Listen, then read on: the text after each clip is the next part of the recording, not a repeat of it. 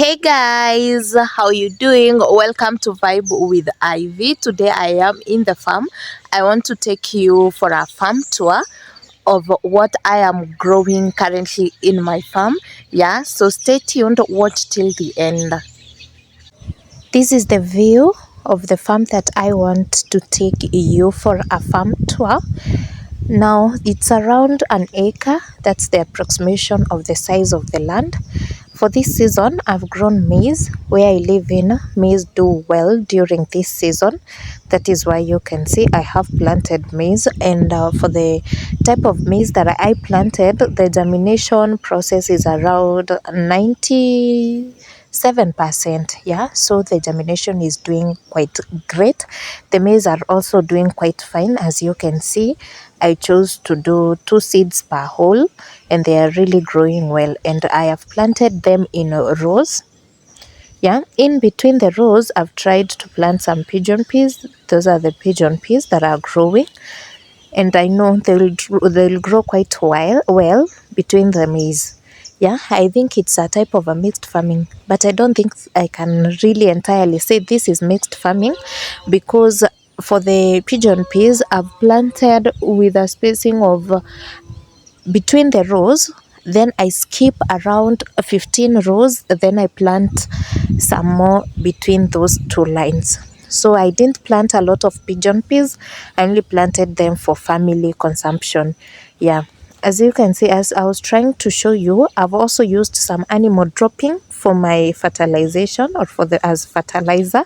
Those are the dark part is where I had placed the animal dropping, but you place the animal droppings, or you put the animal droppings in your farm once they are dry, not when they are wet. As you can see, that is cow dung. Yeah, so for me, I've kept some chicken, some cows, some goats, so I used their dropping, and some pigs, so I picked their droppings, put them in a hill, or piled them in a hill for them to dry. Then during the planting season, I used it in the farm. As you can see, my farm has some weeds. I'll be taking care of that very soon.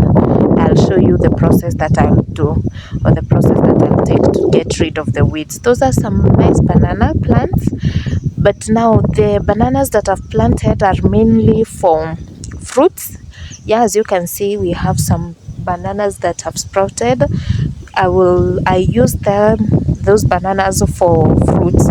Mostly I also sell them. I sell them and get some good money. Now this is the napier grass. I also have some napier grass in this farm. As I've told you, I'm keeping some animals, so I need that napier grass for their animal consumption. And you can see the napier grass has not sprouted that much since it has not rained for quite some time, but now the rains are on onset. That's why you can see the napier grass has started now to sprout. It means for the next time, or for the next few days, we will really be having enough of animal feed. Yeah, as I was saying, you can see the weeds, but I'll show you how I'll get rid of the weeds. For me, I prefer using chemicals due to the size of the land. I find that cheaper compared to getting people to cultivate or to get rid of the weeds. It's a bit expensive. Some more napier grass there. This size is okay. I think now the animals can start feeding on them. That is an ant hill, for those that have never seen one. As you can see, they're really mini. Yeah, they have decided to make their home in my farm, but that is okay since they are not affecting any of my crops, so that is fine. I have a pawpaw plant here. You can see it has some pawpaws. Pawpaws are really good for our health. That is why I decided to have that one plant there, so that I can consume them. Mainly that is for family use. I do not do commercial selling of the pawpaws, but for the maize and the bananas I do some commercial selling. So the beans that you can see, these are beans that are growing. I had planted beans last season, so this season I'm not planning to plant the beans. So when I'll be getting rid of the weeds, the beans will also have to go, because now they are part of weeds, even if I had planted them the last season. Here is the cassava plant. You can see it has really grown. This is very big. So for this one, I think this one we harvested the cassavas, and you can see that is how the cassava stem looks after you harvest your cassavas. These ones that I'm trying to shake, they are still not yet harvested, so we look forward to harvesting of those cassavas so that we can also use them for family use. I also don't sell cassava, it's just for family use. This is the younger cassava now plant that is growing. This one has nothing yet to harvest. We still have to give it some time for it to grow to maturity so that we can harvest, or so that I can harvest the cassavas. So cassava is a root tuber. You can't see the cassava itself because it grows inside the ground unless I harvest them for you to see. Now this is the type of maize that I planted. I did savo seeds.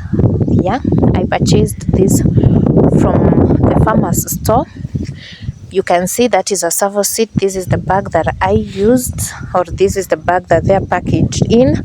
At the back of the bag, you can see some instructions that you use when planting your maize. That is what I'm trying to show you. For the land preparation, you can see it says till the soil to a depth of minimum 20 centimeter and ensure land is free from weeds. For the seed rate, you can choose to plant 2 seeds in per hole when using a spacing of 75 centimeters between the rows and 50 centimeters along the rows, or you plant 1 seed per hole when using a spacing of between 75 centimeters between rows and 25 along the rows. The seed depth you can see there. So next part is now when I cut this is the process of cutting the napier grass for animal consumption. Yeah, this is how you cut your napier grass. You cut it at the bottom part so that it will sprout again. If you cut it above if you cut it above the ground, it will not sprout effectively. Therefore you have to cut it below, next to the ground, so that the napier grass can sprout. Thank you for watching. Subscribe to my YouTube channel, like, share, hit that notification bell so that each and every time I'll be uploading, you will be notified. Till we meet in the next one. Bye bye.